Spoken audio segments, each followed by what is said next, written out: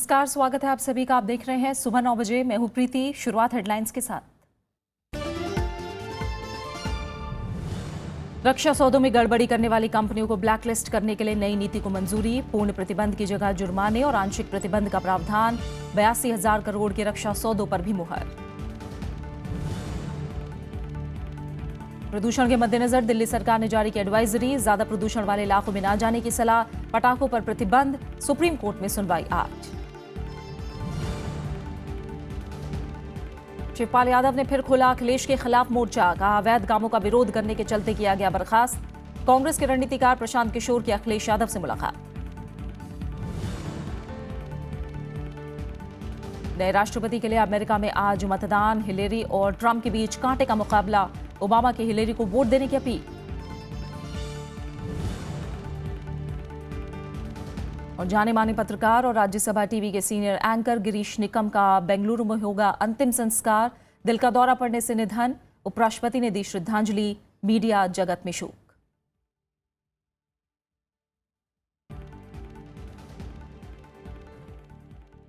उत्तर प्रदेश में मुख्यमंत्री अखिलेश यादव और समाजवादी पार्टी के प्रदेश अध्यक्ष शिवपाल यादव के बीच खींचतान अभी खत्म नहीं हुई है। शिवपाल यादव ने एक बार फिर मुख्यमंत्री अखिलेश यादव के खिलाफ मोर्चा खोल दिया है। उन्होंने कहा कि वो लोगों को अवैध काम करने और जमीनों पर कब्जा करने से रोक रहे थे, इसलिए उन्हें मंत्री पद से हटा दिया गया। उन्होंने अपना विरोध जारी रखने की बात भी कही। शिवपाल यादव उत्तर प्रदेश के संभल में कल्की मंदिर के शिलान्यास में पहुंचे थे। अखिलेश यादव ने 23 अक्टूबर को शिवपाल यादव और अमर सिंह के करीबी माने जाने वाले 3 और मंत्रियों को कैबिनेट से बाहर कर दिया था। इस बीच उत्तर प्रदेश विधानसभा चुनाव के लिए महागठबंधन और कांग्रेस के साथ समाजवादी पार्टी के तालमेल की अटकलें तेज हो गई हैं। सोमवार को कांग्रेस के रणनीतिकार प्रशांत किशोर ने मुख्यमंत्री अखिलेश यादव से मुलाकात की। प्रशांत किशोर इससे पहले मुलायम सिंह यादव से 2 बार मुलाकात कर चुके हैं। कैराना में बीजेपी की परिवर्तन यात्रा में राजनाथ सिंह ने समाजवादी पार्टी पर किसानों की अनदेखी का आरोप लगाया। वहीं बीएसपी अध्यक्ष मायावती ने अखिलेश यादव की रथ यात्रा और बीजेपी की परिवर्तन यात्रा को केंद्र सरकार की नाकामी छुपाने की कोशिश कहा। उत्तर प्रदेश के कैराना में बीजेपी की परिवर्तन यात्रा में सोमवार को केंद्रीय गृह मंत्री राजनाथ सिंह शामिल हुए।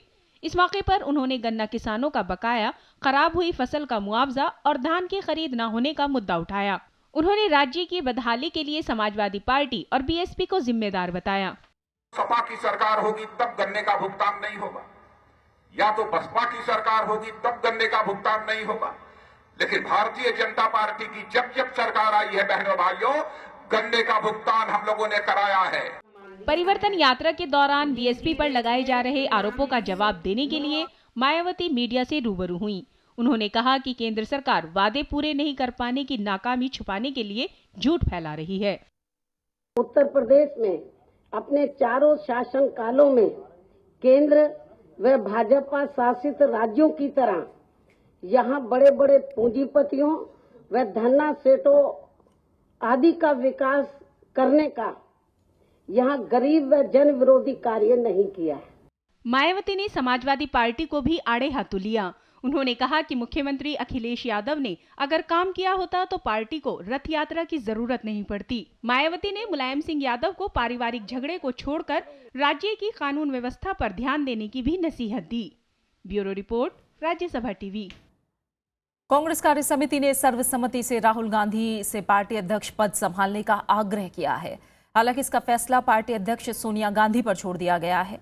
सोमवार को कार्य समिति की बैठक में ओआरओपी और एनडीटीवी पर 1 दिन की पाबंदी समेत कई मुद्दों पर मोदी सरकार की आलोचना करते हुए प्रस्ताव भी पारित किया गया। Members feel that Rahul Gandhi must take the lead in this fight. He should take up the leadership for this fight.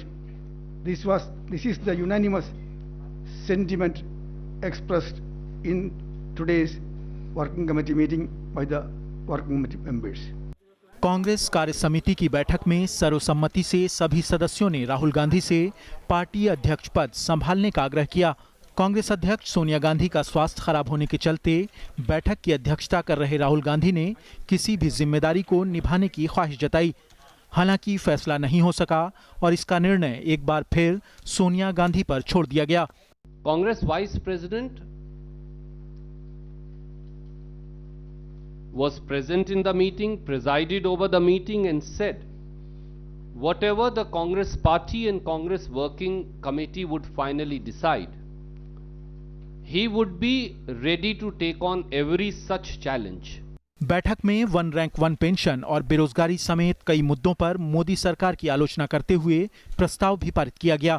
Congress कार्य समिति ने मोदी सरकार को तत्काल तौर से देश के सैनिकों को वन रैंक वन पेंशन उनकी आकांक्षा के मुताबिक देने, सैनिकों को डिसेबिलिटी पेंशन की नई परिभाषा से नुकसान पहुंचाने के ऑर्डर को वापस लेने और सैनिकों की सिविलियंस के मुकाबले में रैंक को कम करने, इन सारे आदेशों को वापस लेने का आग्रह भी किया। कांग्रेस कार्य समिति ने उरी समेत अन्य आतंकी हमलों में शहीद जवानों को लेकर भी प्रस्ताव पारित किया। कांग्रेस में संगठनात्मक चुनाव भी लंबित हैं और पार्टी ने इस बारे में प्रक्रिया पूरी करने के लिए चुनाव आयोग से और समय मांगा है। विशाल दैया, राज्यसभा टीवी। जम्मू कश्मीर की मुख्यमंत्री महबूबा मुफ्ती ने कहा है कि गुमराह होकर सीमा पार चले गए स्थानीय युवाओं को मुख्य धारा में लाया जाना चाहिए। इस बीच सुरक्षा बलों ने शोपियां में एक आतंकी को मार गिराया है। उधर सीमा पार से गोलीबारी जारी है। घाटी के हालात में सुधार के लिए सरकार ने प्रयास तेज कर दिए हैं। प्रदेश की मुख्यमंत्री महबूबा मुफ्ती ने ये जानकारी देते हुए कहा कि गुमराह होकर आतंकवाद का सहारा लेने वाले युवाओं को मुख्य धारा में लाना होगा। इस बीच श्रीनगर में सोमवार को सड़कों पर लोगों और गाड़ियों की आमद ज्यादा दिखी। हालांकि बंद की वजह से अभी भी आम जनजीवन पर खासा असर पड़ रहा है। कोशिश तो ये है कि जो इसमें लड़के चले गए हैं जिनके खिलाफ कोई ऐसा एक्टिविटी नहीं की है, कोशिश करेंगे उनको डीमोटिवेट करके अपने घरों में वापस लाने की। बाकी जो चलता है पिछले 25 साल से मिलिटेंसी को डील किया हमारे फोर्सेस ने, हमारी पुलिस ने, I am sure they are confident enough to deal with the situation. Congress और नेशनल कॉन्फ्रेंस केंद्र और राज्य सरकार पर शांति के लिए ठोस कदम नहीं उठाने के आरोप लगा रहे हैं। दोनों दलों ने सोमवार को जम्मू में सरकार विरोधी प्रदर्शन भी किया। विधानसभा के अंदर और विधानसभा के बाहर पूरी रियासत में ये आंदोलन चलाएंगे और इस सरकार को अवाम के नजरों से नंगा करेंगे। इस बीच शोपियां में हिजबुल मुजाहिदीन का एक आतंकी मारा गया। इस मुठभेड़ में सेना के 2 जवान भी घायल हो गए। सुरक्षा बलों ने आतंकियों से भारी मात्रा में हथियार भी बरामद किए हैं। सीमा पार से गोलीबारी का सिलसिला भी जारी है। पाकिस्तानी सुरक्षा बलों ने एलओसी पर पुंछ के मेंढर सेक्टर में गोलीबारी की, जिसका भारत ने माकूल जवाब दिया। रविवार को पुंछ जिले में हुई गोलीबारी में 2 जवान शहीद हो गए थे। पुलिस के मुताबिक राज्य में 300 आतंकी सक्रिय हैं जो हमले की फिराक में हैं। इसे देखते हुए सुरक्षा बलों ने तलाशी अभियान तेज कर दिया है। Bureau report, Rajya Sabha TV. घाटी में फैली अशांति की वजह से सभी निजी और सरकारी स्कूल बंद हैं और नौनिहालों का भविष्य खतरे में है। ऐसे में सेना ने अब बच्चों की पढ़ाई की जिम्मेदारी ली है। एक रिपोर्ट। न दौलत न शोहरत चाहिए, सिर्फ स्कूल और किताब चाहिए। कश्मीर वादी में बंद पड़े स्कूलों को खुलवाने के लिए सेना ने स्कूल चलो अभियान के तहत ये नारा दिया है। शांति बहाली की कोशिशों के बीच सेना अब स्कूल चलो अभियान पर ध्यान केंद्रित कर रही है। इसके तहत सेना इलाकों की पहचान कर विद्यार्थियों को निःशुल्क कोचिंग मुहैया कराती है। सेना ने नौजवान क्लब भी शुरू किया है, जहां बच्चों और युवाओं को खेलों में प्रतिभा दिखाने का मौका मिल रहा है। अभी आहिस्ता आहिस्ता ठीक हो रहा है, तो अभी हमने और से स्टार्ट किया है। बच्चों को स्पोर्ट्स के साथ हम ला रहे हैं, और अगर हम देखेंगे एजुकेशन वो भी इन दिनों बांधी रही है और स्पोर्ट्स तो बिल्कुल ही बांधी रही है। हाल के दिनों में जिस तरह घाटी में स्कूलों को जलाया जा रहा है, ऐसे में सेना का ये कदम काबिले तारीफ है। करीब 5 महीने से शैक्षणिक संस्थान बंद हैं और पिछले कुछ हफ्तों के दौरान 30 से ज्यादा स्कूल जलाए गए हैं। इस बीच मुख्यमंत्री महबूबा मुफ्ती ने भी स्कूल जलाने वालों के खिलाफ सख्त कार्रवाई का भरोसा दिया है। But I am confident, we have the government has already taken into custody some miscreants, कुछ जो स्कूल जलाते थे उनको बंद कर दिया है, पकड़ा है, और मुझे उम्मीद है कि आने वाले 1 हफ्ते के अंदर there should be some good news। पिछले हफ्ते 2 दिन के कश्मीर दौरे पर गए रक्षा मंत्री मनोहर पर्रिकर ने सेना को स्कूलों की हिफाजत के निर्देश दिए थे। हाल ही में बुरहान वानी के पिता मुजफ्फर वानी ने स्कूलों को जलाए जाने पर चिंता जताते हुए शिक्षण संस्थाओं को निशाना नहीं बनाने की अपील की थी। Bureau report, Rajya Sabha TV. और खबरें जारी है, लौट रहे हैं एक छोटे से ब्रेक के बाद।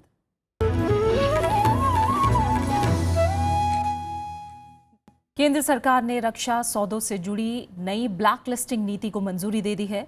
सोमवार को 82,000 करोड़ रुपए के रक्षा खरीद प्रस्तावों को भी हरी झंडी मिली है। रक्षा खरीद समिति की बैठक में रक्षा मंत्री मनोहर पर्रिकर भी मौजूद थे। इसके तहत लड़ाकू विमान, टैंक, रॉकेट और छोटे ड्रोन खरीदे जाएंगे।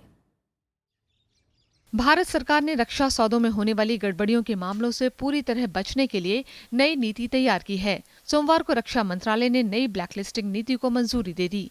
इसके तहत भ्रष्टाचार में शामिल पाई गई कंपनियों पर अब पूरी तरह प्रतिबंध नहीं लगाया जाएगा।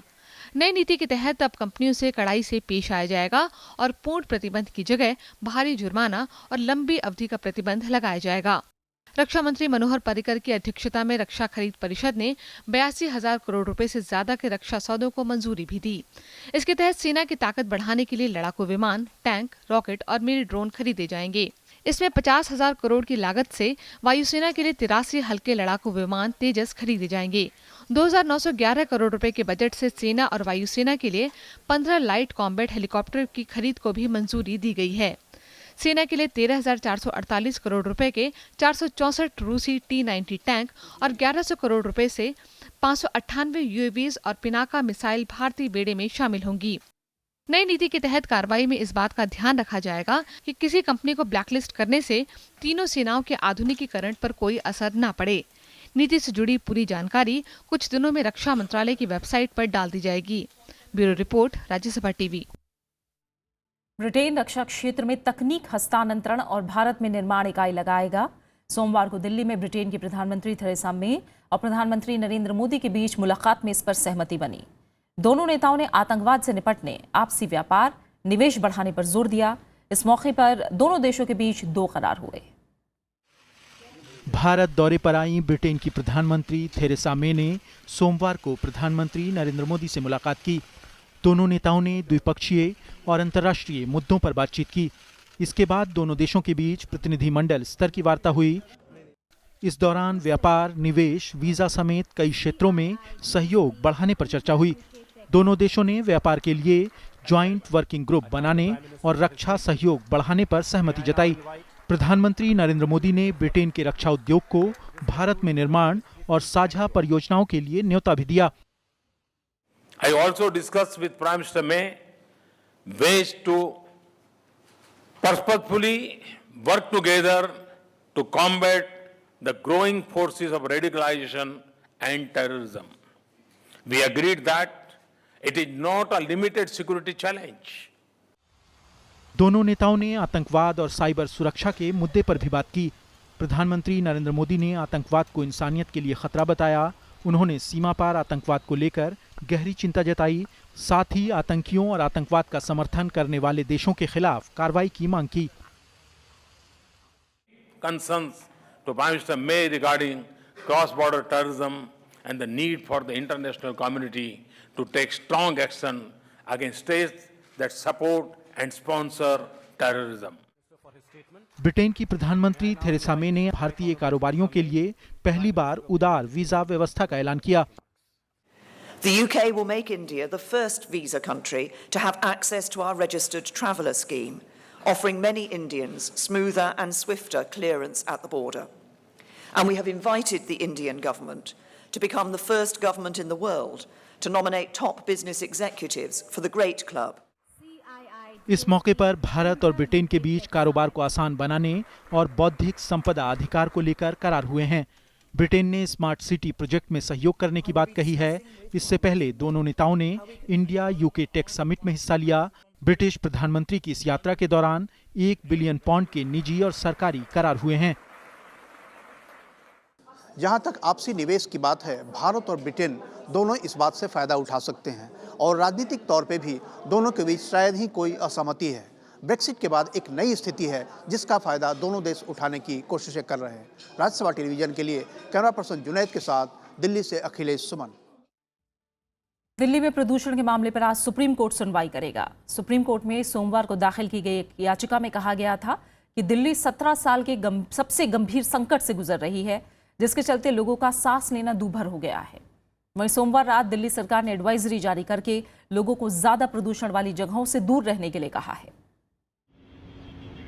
दिल्ली की बिगड़ी आबोहवा और इसके आसपास के इलाकों में बढ़े हुए प्रदूषण के चलते राज्य सरकार ने एडवाइजरी जारी की है। लोगों को ज्यादा प्रदूषण वाले इलाकों से दूर रहने की सलाह दी गई है। साथ ही जिन लोगों को दिल से जुड़ी बीमारी है उन्हें घर में ही रहने के लिए कहा गया है। एडवाइजरी में कहा गया है कि अगर किसी को सांस लेने में दिक्कत हो, सीने में दर्द, फेफड़ों या आंखों में जलन हो तो तुरंत डॉक्टर के पास जाएं। इस मौसम में ज्यादा से ज्यादा तरल पदार्थ का सेवन करने की नसीहत भी दी गई है। साथ ही विटामिन सी से भरपूर फलों का इस्तेमाल करने के लिए कहा गया है। सोमवार को उपराज्यपाल नजीब जंग ने वायु प्रदूषण के मसले पर दिल्ली के मुख्यमंत्री अरविंद केजरीवाल समेत आला अधिकारियों के साथ बैठक भी की। इस बैठक में 15 साल पुराने डीजल वाहनों का रजिस्ट्रेशन रद्द करने और पटाखों पर प्रतिबंध लगाने का फैसला हुआ। जो ट्रक दिल्ली के ट्रक नहीं है, बाहर के ट्रक हैं और जो पोल्यूशन कर रहे हैं ट्रक्स दिल्ली के अंदर, उनको रोकने के लिए पुलिस को जिम्मेदारी दी गई है कि उनको तुरंत रोका जाए। इससे पहले केंद्रीय पर्यावरण मंत्रालय की 5 राज्यों के मंत्रियों के साथ बैठक में वायु प्रदूषण से निपटने के विकल्पों पर चर्चा हुई। इस दौरान पड़ोसी राज्यों में पराली जलाने का मुद्दा भी उठा। बैठक में तय हुआ कि केंद्र राज्यों के लिए पर्यावरण सुरक्षा कैलेंडर जारी करेगा, जिसमें साल भर के लिए प्रदूषण से निपटने के लिए उपायों का ब्यौरा होगा। 100 में से 20% कारण जो दिल्ली के प्रदूषण का है वो जो पराली जलती है वो है। लेकिन हमने ये कहा है कि अगर 90% पराली जल गई है तो अब बचे हुए आने वाले समय में वो कैसे ठीक हो सकती है और अगले साल 2017 में वो न हो, उसके लिए क्या करने की जरूरत है, उसके लिए सब बातें हुई है, चर्चा हुई है। आज इस मामले में सुप्रीम कोर्ट में सुनवाई भी होनी है। सोमवार को एनवायरमेंट पॉल्यूशन कंट्रोल अथॉरिटी की तरफ से कोर्ट को बताया गया कि प्रदूषण के चलते दिल्ली 17 सालों में सबसे खतरनाक दौर से गुजर रही है। Bureau report, Rajya Sabha TV. Delhi के सदर बाजार इलाके में सोमवार शाम एक झुग्गी बस्ती भीषण आग लगने से 300 से ज्यादा झुग्गियां जलकर राख हो गई। इस हादसे के बाद 700 से ज्यादा लोग बेघर हो गए हैं। आग की वजह से 4 लोग घायल भी हुए हैं। सदर बाजार में तांगा स्टैंड के पास मौजूद झुग्गियों में शाम 7 बजे के करीब आग लगी। इलाके में पटाखों के गोदाम भी थे। गोदाम तक आग पहुंचने की वजह से स्थिति ज्यादा बिगड़ गई। आग की वजह से कुछ एलपीजी सिलेंडर भी फट गए। शुरुआत में दमकल की 15 गाड़ियों को घटनास्थल पर भेजा गया, लेकिन आग की भीषणता को देखते हुए बाद में 15 और गाड़ियों को बुलाना पड़ा। दमकल विभाग की 30 गाड़ियों को आग पर काबू पाने के लिए घंटों मशक्कत करनी पड़ी।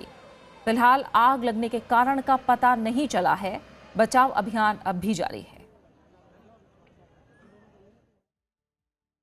सूचना और प्रसारण मंत्रालय ने एनडीटीवी इंडिया पर 1 दिन के बैन के फैसले को स्थगित कर दिया है। समाचार एजेंसी पीटीआई ने सूत्रों के हवाले से खबर दी है। इधर एनडीटीवी इंडिया की याचिका पर आज सुप्रीम कोर्ट सुनवाई करेगा।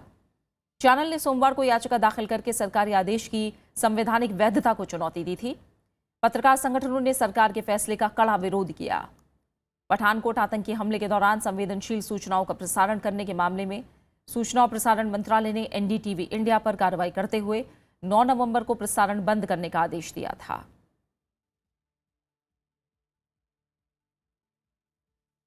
केंद्रीय सूचना आयोग में लंबित आरटीआई आवेदनों का जल्द निपटारा किया जाएगा। सोमवार को सरकार ने ई कोर्ट सिस्टम की शुरुआत की है, जिसके तहत करीब 1.5 करोड़ आरटीआई अपीलों को जल्द निपटाने का लक्ष्य रखा गया है। इस मौके पर गृह मंत्री ने कहा कि अधिकारियों को हर आरटीआई का जवाब देना चाहिए।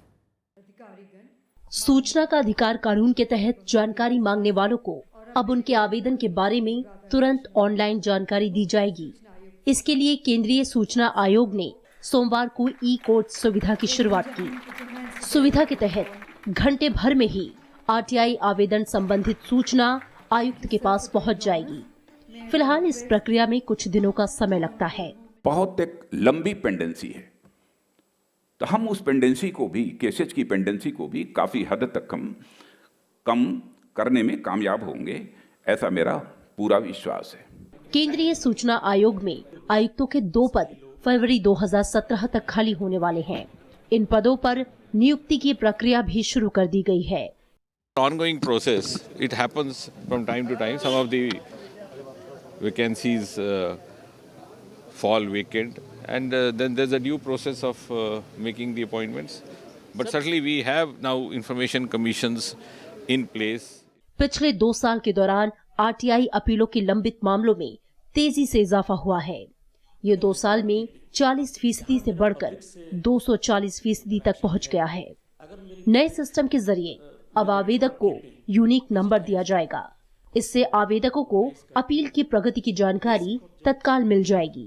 कृति मिश्रा, राज्यसभा टीवी। दिल्ली विश्वविद्यालय की प्रोफेसर नंदिनी सुंदर और जेएनयू की प्रोफेसर अर्चना प्रसाद समेत 6 लोगों के खिलाफ हत्या का आरोप लगा है। छत्तीसगढ़ के सुकमा में पुलिस ने आरोपियों के खिलाफ एक ग्रामीण की हत्या का मामला दर्ज किया है।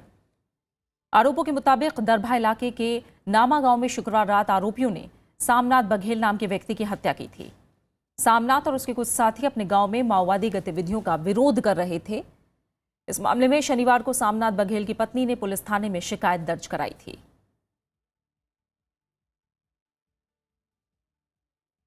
उपराष्ट्रपति मोहम्मद हामिद अंसारी ने सोमवार को जवाहरलाल नेहरू विश्वविद्यालय के स्कूल ऑफ इंटरनेशनल स्टडीज के छात्र छात्राओं से मुलाकात की।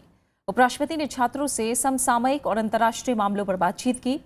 प्रतिनिधिमंडल में जेएनयू में पढ़ने वाले कई विदेशी छात्र छात्राओं को भी शामिल किया गया था।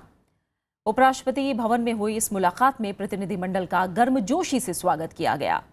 छात्र छात्राओं ने भी उपराष्ट्रपति से मिलकर खुशी जाहिर की।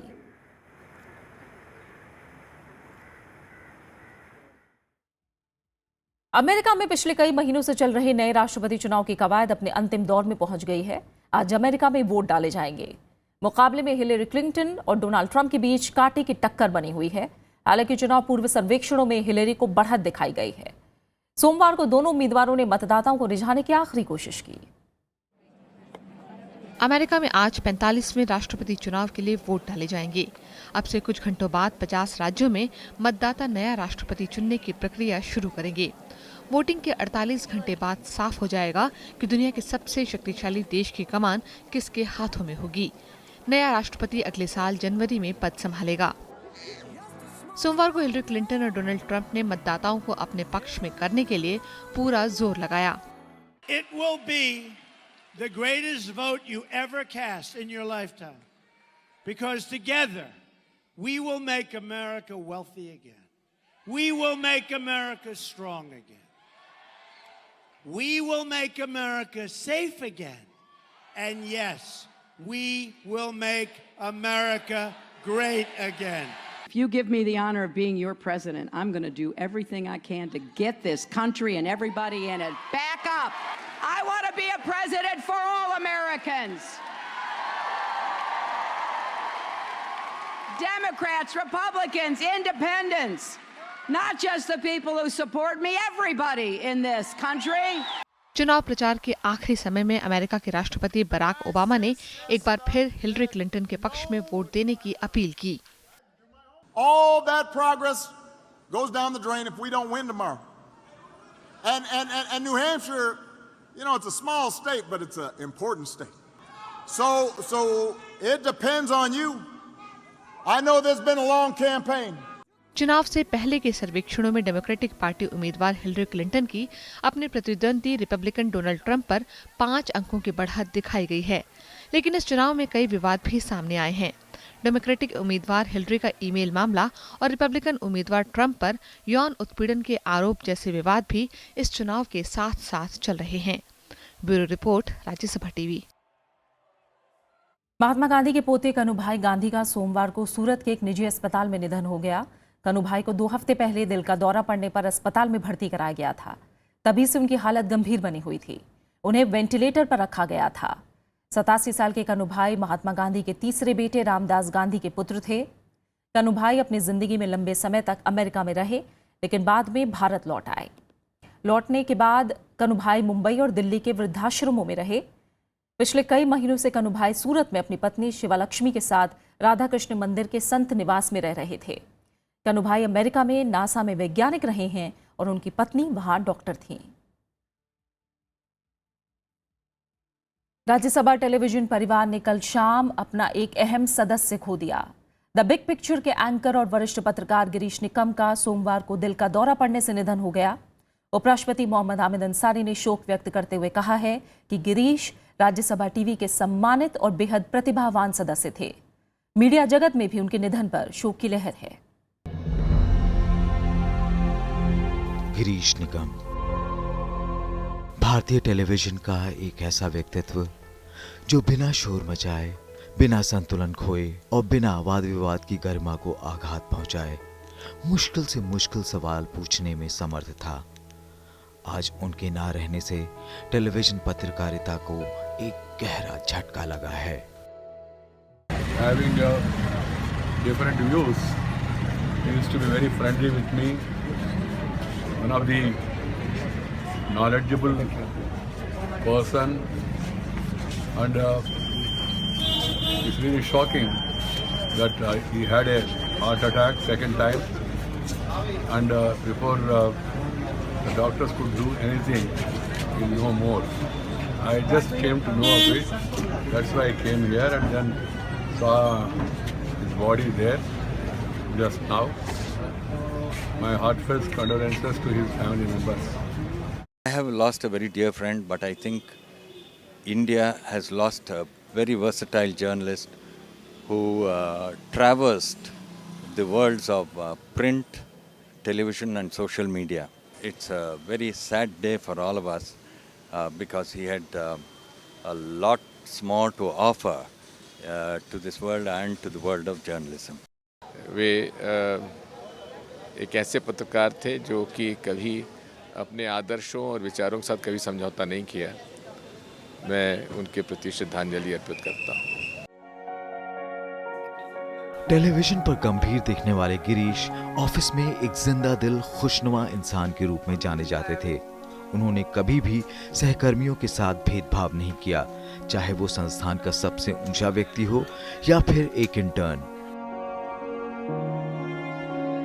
गिरीश ने राज्यसभा टीवी से पहले Deccan chronicles, Indian express, India today, Eenadu, ETV, Dainik Jagran और संयुक्त कर्नाटक में भी काम किया। मीडिया में एक कहावत है कि show must go on. Girish ने इस कहावत को चरितार्थ किया। अपनी मृत्यु से 1 घंटे पहले उन्होंने NDTV banned media freedom and national interest पर बिग पिक्चर कार्यक्रम की रिकॉर्डिंग की। Thanks to all my guests, please keep watching, come back with the big picture same time tomorrow. लेकिन अफसोस, गिरीश इस वादे को कभी नहीं निभा सकेंगे। अलविदा गिरीश। राज्यसभा टीवी परिवार। और अब आखिर में हेडलाइंस। रक्षा सौदों में गड़बड़ी करने वाली कंपनियों को ब्लैकलिस्ट करने के लिए नई नीति को मंजूरी। पूर्ण प्रतिबंध की जगह जुर्माने और आंशिक प्रतिबंध का प्रावधान। 82,000 करोड़ के रक्षा सौदों पर भी मुहर। प्रदूषण के मद्देनजर दिल्ली सरकार ने जारी की एडवाइजरी। ज्यादा प्रदूषण वाले इलाकों में न जाने की सलाह। पटाखों पर प्रतिबंध। सुप्रीम कोर्ट में सुनवाई आज। शिवपाल यादव ने फिर खोला अखिलेश के खिलाफ मोर्चा। कहा अवैध कामों का विरोध करने के चलते किया गया बर्खास्त। कांग्रेस के रणनीतिकार प्रशांत किशोर की अखिलेश यादव से मुलाकात।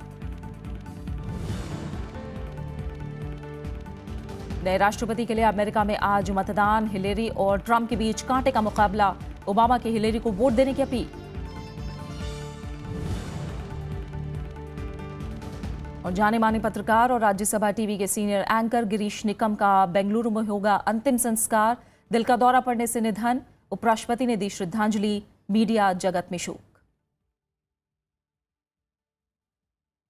और फिलहाल इस बुलेटिन में इतना ही। आगे देखिए देश देशांतर। नमस्कार।